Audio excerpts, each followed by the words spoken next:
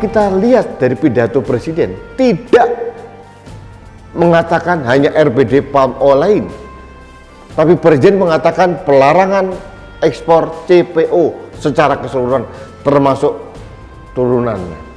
Nah, kalau ada dirjen perkebunan seperti ini, berarti dirjen melawan presiden.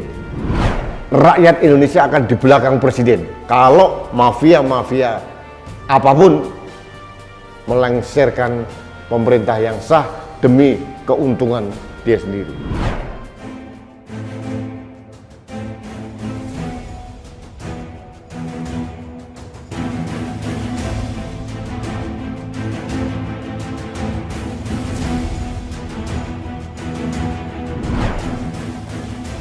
Halo sahabat Indonesia, kita bertemu lagi dalam Opini Rudy. Barusan saya nyicil membaca buku Rekam Jejak Kebangsaan Muchtar Kusumaatmadja. Ini adalah mantan Menteri Luar Negeri dan beliau ini adalah luar biasa. Jadi kedaulatan negara kita, zona ekonomi eksklusif 200 mil ini adalah buah karya beliau. Ini luar biasa. Nah, tapi saya tidak akan berbicara tentang Muchtar Kusumaatmadja atau mungkin ZEE atau kedaulatan negara. Kita akan membahas tentang kedaulatan presiden terkait dengan rencana presiden untuk melarang ekspor CPO crude palm oil efektif mulai tanggal 28 April 2022. Nah, ini keputusan yang sangat berani dari presiden dan ini merupakan akumulasi dari solusi yang diberikan anak buah presiden yang semuanya melempem, sehingga tata niaga minyak goreng amburadul, remuk redam, tidak terkendali. Harus kita akui Menteri Perdagangan dalam poin ini gagal. Apalagi terbukti Dirjen Perdagangan Luar Negeri juga terindikasi bermain dengan mafia ekspor CPO ini. Nah, ini menjadi menarik.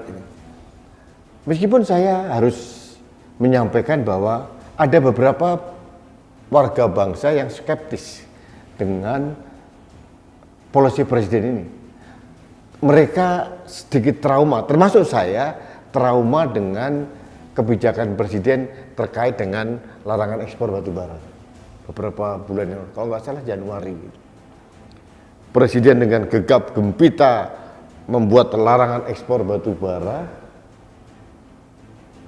untuk melindungi pasokan dalam negeri, tapi 2 hari kemudian atau 3 hari kemudian dibatalkan, dianulir oleh Menko Maritim dan Investasi, Marinvest, Luhut Binsar Panjaitan. Keputusan presiden dianulir oleh anak buahnya. Ini aneh bin ajaib sebetulnya. Saya pernah membahas hal ini. Nah, ini mungkin juga yang membuat kami bingung. Apakah presiden akan tetap teguh dalam keputusannya? Karena menurut saya satu-satunya jalan memang CPO untuk sementara waktu dipulkan untuk kebutuhan dalam negeri sehingga pasokan minyak goreng dapat terjaga dengan baik. Karena minyak goreng ini kebutuhan esensial dari masyarakat Indonesia mayoritas. Ada ibu-ibu yang di kawasan Menteng, mungkin Jalan Tengku Umar atau apa, mungkin karena beliau sangat peduli dengan kesehatan, sudah tidak makan gorengan, tidak makan sesuatu yang berkaitan dengan minyak, mungkin rebus, kukus, tapi itu hanya untuk kalangan tertentu, ibu-ibu kalangan atas yang sangat peduli dengan kesehatan, bekas pejabat tinggi mungkin bekas presiden atau apa yang rumahnya tidak pernah bersentuhan dengan keringat rakyat. Nah, itu mungkin bisa kukusan, rebusan bisa, tapi rakyat kebanyakan termasuk saya masih mengharapkan ada gorengan, tempe goreng, tahu goreng, atau apa, singkong goreng, pisang goreng. Saya biasa memakan pisang rebus singkong rebus, tapi saya belum terbiasa memakan tempe rebus. Ini belum biasa. Jadi karena mungkin rumah saya tidak di Menteng kali ya. Nah, ini kembali ke masalah keteguhan presiden dalam menegakkan aturan, menjaga marwah kepresidenan, jangan sampai terulang kembali dalam tanda kutip tragedi pelarangan ekspor batubara. Ini harus kita berikan penguatan dan dukungan kepada presiden, karena sekali lagi saya katakan ini mungkin salah satu obat mujarab untuk mengatasi masalah kelangkaan minyak goreng di pasaran. Ini mungkin salah satu. Meskipun kita tahu bahwa keputusan presiden itu langsung mendapatkan perlawanan dari mafia-mafia, kartel-kartel minyak goreng. Pemainnya siapa? Ya itu juga. Kita udah tahu Kak. PT ini, PT ini, PT ini. Ada di media, baca. Cluenya mafia minyak goreng. Atau mafia minyak kelapa sawit. Atau kartel minyak kelapa sawit akan keluar. Di mbah Google semuanya ada. Nah, ini kartel mafia ini sudah terlalu lama menikmati kemewahan, keuntungan yang berlipat ganda. Apalagi kita produsen minyak kelapa sawit terbesar di dunia. Presiden pun mendukung pada saat ada pelarangan ban dari Uni Eropa terkait dengan kelapa sawit, Presiden begitu gigih membantu. Artinya memang kemewahan-kemewahan ini, keistimewaan ini sudah banyak diberikan oleh negara. Mereka saatnya untuk menjadi pengusaha merah putih gitu. Tinggalkan dulu baju mafia atau kartelnya menjadi merah putih. Meskipun kenyataannya tidak. Karena apa? Sebelum pelarangan ekspor CPO itu efektif, yang terjadi justru perlawanan masif dari para kartel atau mafia ini. Dengan cara apa? Menekan harga tandan buah segar atau TBS. Harganya anjlok. Per kilonya hanya sekitar 300 sampai 140. Ini petani-petani menjerit. Strategi dari para mafia minyak kelapa sawit ini adalah supaya ada chaos, teriakan dari petani sawit, dan mereka mengadu domba antara pejabat pemerintah, dalam hal ini pemerintah di bawah Presiden Jokowi dengan rakyatnya. Diadu domba begitu.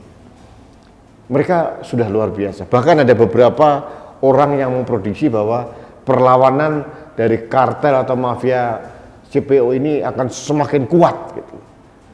Semakin kuat, bahkan ada juga yang bisa menghantam presiden, melengsarkan segala macam. Itu analisa ngawur sebenarnya.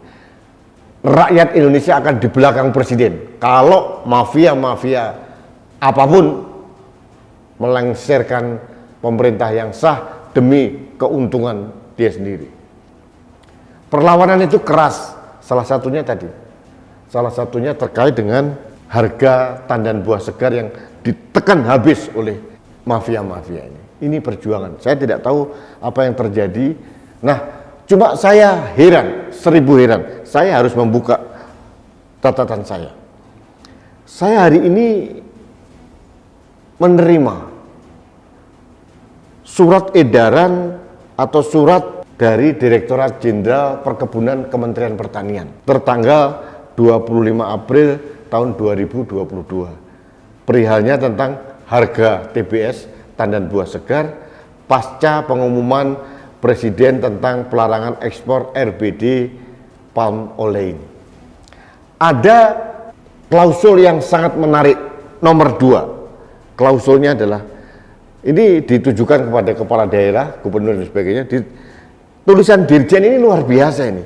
Dikatakan nomor 2, perlu ditegaskan bahwa CPO tidak termasuk ke dalam produk sawit yang dilarang ekspor. Titik. Pelarangan ekspor hanya diterapkan kepada RBD palm oil, 3 pos tarif bla bla bla bla. Ini menarik. Kalau kita lihat dari pidato presiden, tidak mengatakan hanya RBD palm oil, tapi presiden mengatakan pelarangan ekspor CPO secara keseluruhan, termasuk turunannya. Nah, kalau ada dirjen perkebunan seperti ini, berarti dirjen melawan presiden. Dirjen perkebunan namanya Insinyur Ali Jamil MP PhD. Ini dokumen sah, nanti bisa dilihat dalam layar kita. Sahabat Indonesia, ini yang saya katakan bahwa perlawanan kartel atau mafia sawit ini luar biasa. Mungkin termasuk menginisiasi para pejabat pemerintah. Ini yang berbahaya. Harus kita berikan penekanan kepada para mafia dan kroco-kroconya bahwa rakyat Indonesia mayoritas di belakang presiden. Jangan sampai mereka semena-mena mafia menguasai negara, mafia menguasai pemerintah. Ini kenapa saya suarakan. Saya tidak bicara detailnya ya, tentang DMO berapa persen, 20 kembali ke 30%, kemudian stakeholdernya, PIC-nya diganti dari Menteri Perdagangan ke Menteri Perindustrian. Tapi saya tertarik dengan perlawanan dari para kartel dan mafia ini terhadap kebijakan presiden. Ini berbahaya. Nah, saya tidak tahu apakah surat keputusan atau surat dari Dirjen Perkebunan Insinyur Ali Jamil MP PhD ini adalah klarifikasi teknis dari apa yang disampaikan presiden, atau justru mengkoreksi keputusan presiden, atau melakukan perlawanan terhadap kebijakan presiden. Ini saya tidak tahu. Nah, kita perlu klarifikasi dari pejabat negara, termasuk Menteri Pertanian, anak buah Anda, Dirjen Perkebunan membuat surat seperti ini, karena ini membuat kita confused, bingung. Presiden sudah ngomong begini, loh ini Dirjen hanya eselon 1 kok membuat surat seperti ini. Ini kan sangat kontradiktif dan berbanding terbalik dengan apa yang kita perharapkan. Nah, sahabat Indonesia, apakah kekacauan-kekacauan ini memang sengaja dimainkan oleh para kartel atau mafia? Kita lihat juga. Saya hanya minta kepada aparat intelijen, mungkin kepolisian, mungkin juga TNI, atau mungkin dari BIN langsung, untuk menelisik apakah permainan-permainan ini sengaja dimainkan oleh kelompok-kelompok mafia atau kartel untuk mengguncang pemerintahan karena mereka melawan keputusan presiden. Ini saatnya, momentum kuat kita menguatkan kewibawaan negara, kewibawaan pemerintah. Bukan sosok seorang Jokowi, tapi adalah kewibawaan institusi negara. Jangan sampai kayak Petra dulu, seperti Petra dulu yang bisa menguasai tata niaga, ekspor, impor minyak ke Indonesia. Petra sudah dihajar oleh Jokowi, sekarang pemain-pemain raksasa di kelapa sawit ini kelihatannya sedang berulah. Ada satu lagi yang membuat saya heran, ini Pak Jaksa Agung. Beliau kemarin menetapkan tersangka dirjen dan beberapa petinggi dari para perusahaan anggota mafia ini atau kartel ini. Yang membuat saya heran, kenapa yang ditangkap bukan pimpinan tertinggi ya? Kok hanya GM, hanya komisaris? Kok saya tetap menduga, karena saya juga mempunyai perusahaan, tidak mungkin direktur utama, CEO atau chairman tidak tahu menau terkait dengan ekspor CPO ini. Tapi yang ditetapkan kok, mohon maaf ini, kok middle management ya, kok kroconya ya. Nah, ini PR besar buat Kejaksaan Agung. Mudah-mudahan jangan hanya orang-orang operator yang ditangkap Pak, tapi juga main masternya. Saya menduga tidak mungkin pemilik perusahaan, komisarisnya, atau mungkin direktur utamanya tidak tahu menau terkait dengan kekacauan ini. Kalau anak buahnya salah, masa sih mereka dikorbankan atau mungkin hanya melindungi bosnya gitu loh. Jangan sampai ada kesan di publik bahwa bos-bos para kartel minyak sawit ini untouchable, tidak tersentuh hukum. Ini berbahaya. Itu saja mungkin yang ingin saya sampaikan dalam kesempatan ini. Ini perspektif dari seorang anak bangsa, rakyat jelata yang melihat beberapa keganjilan-keganjilan yang menurut saya perlu diluruskan. Tapi satu hal yang pasti bahwa kami menghimbau kepada Presiden Jokowi untuk tetap teguh dalam keputusannya. Jangan kasus batubara terulang kembali. Jadi saya yakin sudah dipertimbangkan dengan matang oleh tim Presiden, sehingga Presiden berani membuat keputusan seperti itu. Dan saya yakin rakyat Indonesia mendukung sepenuhnya keputusan Presiden, karena ini menurut saya obat yang paling mujarab untuk mengatasi kelangkaan minyak goreng. Baik sahabat Indonesia, demikian opini saya terkait dengan mafia CPO dan perlawanan para mafia ini serta dukungan kita terhadap ketegasan Presiden. Mudah-mudahan menjadi pencerahan dan menjadi dialektika untuk kita sama-sama merenung. Termasuk yang paling penting, mohon penjelasan dari Pak Dirjen Perkebunan, surat ini maksudnya apa? Jangan sampai rakyat atau awam ini bingung. Presiden sudah ngomong begitu, kok level bawahnya kok ngomongnya berbeda. Itu saja.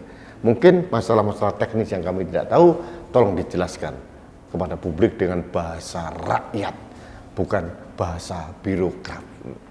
Baik, kita bertemu kembali dalam opini Rudi selanjutnya. Salam satu Indonesia, salam budaya Nusantara, salam toleransi, salam sehat untuk Indonesia. Saya Rudi S. Kamil.